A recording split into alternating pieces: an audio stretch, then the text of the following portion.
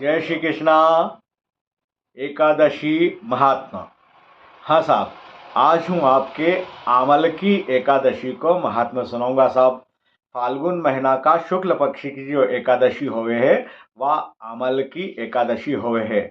और एके रंग भरी ग्यारस भी बोले है साहब। तो रंग भरी ग्यारस यानी कि आमल की एकादशी को महात्मा वो आपके सुनाऊंगा इन वीडियो में। ध्यान पूर्वक सुनजो। और साहब, आपके होली को त्योहार रही रहो है, तो होली का त्योहार की रंग बिरंगी आप सबके घनी घनी सारी शुभकामना और ढेर सारी बधाई साहब। अब अमल की एकादशी को महात्मा। फाल्गुन महीना का शुक्ल पक्ष की एकादशी जो है वह अमल की एकादशी हो ये। और ओके रंग भरी ग्यारस भी के है ओको महात्मा हो आपके पढ़ीने सुनो।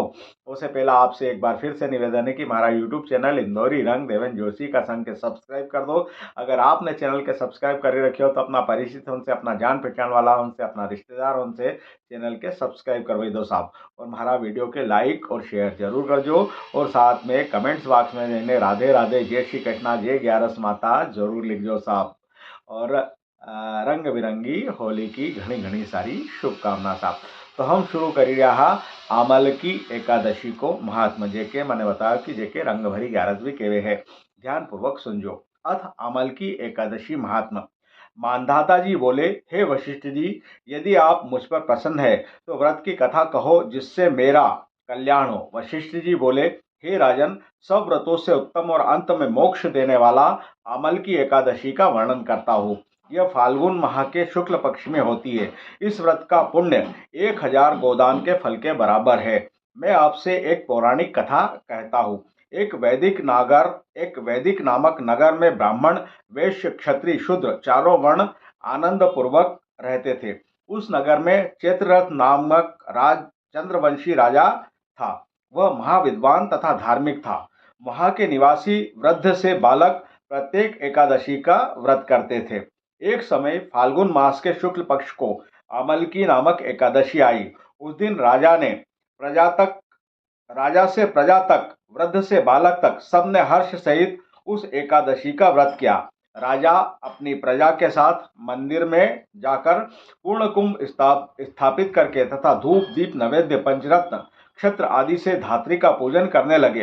वे सब धात्री की इस प्रकार स्तुति करने लगे, हे धात्री, तुम ब्रह्म स्वरूप हो, तुम ब्रह्मा जी द्वारा उत्पन्न हो और सारे पापों को नष्ट करने वाली हो।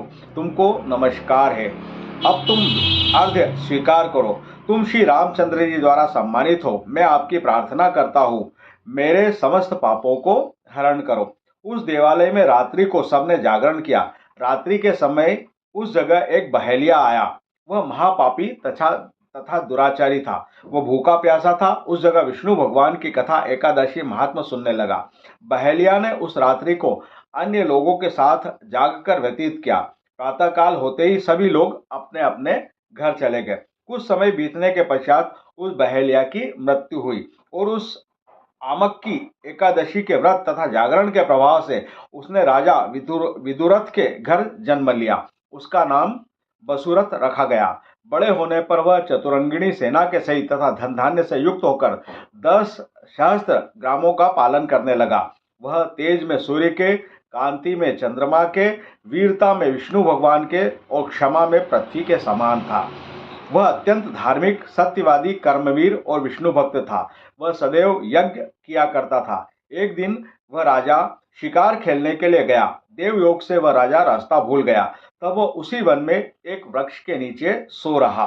उसी समय पहाड़ी म्लेच्छ वहां आए और राजा को अकेला देखकर उस पर मारो मारो का शब्द करके टूट पड़े। वह म्लेच्छ कहने लगे कि इस दुष्ट राजा ने हमारे संबंधियों को मारा है तथा देश से निकाल दिया है, अतः इसे अब अवश्य मारना चाहिए। ऐसा कहकर वह म्लेच्छ राजा पर अस्त्र शस्त्र का प्रहार करने लगे।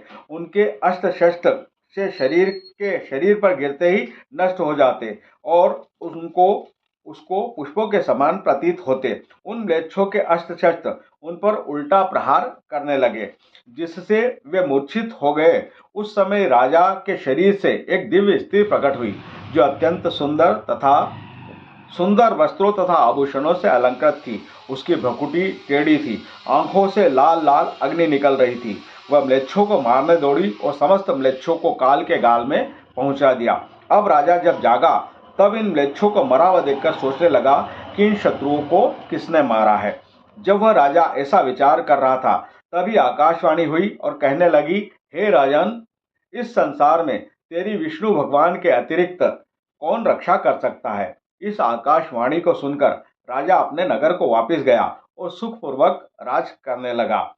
महर्षि वशिष्ठ जी बोले, हे राजन, यह सब अमल की एकादशी के व्रत का प्रभाव था। जो मनुष्य इस अमल की एकादशी को व्रत करते हैं, वे सब प्रत्येक कार्य में सफल रहते हैं और अंत में विष्णु लोक को जाते हैं। अच्छी अमल की एकादशी महात्मा। जय हो ग्यारस माता की, जय हो अमल की एकादशी मैया की। राधे राधे।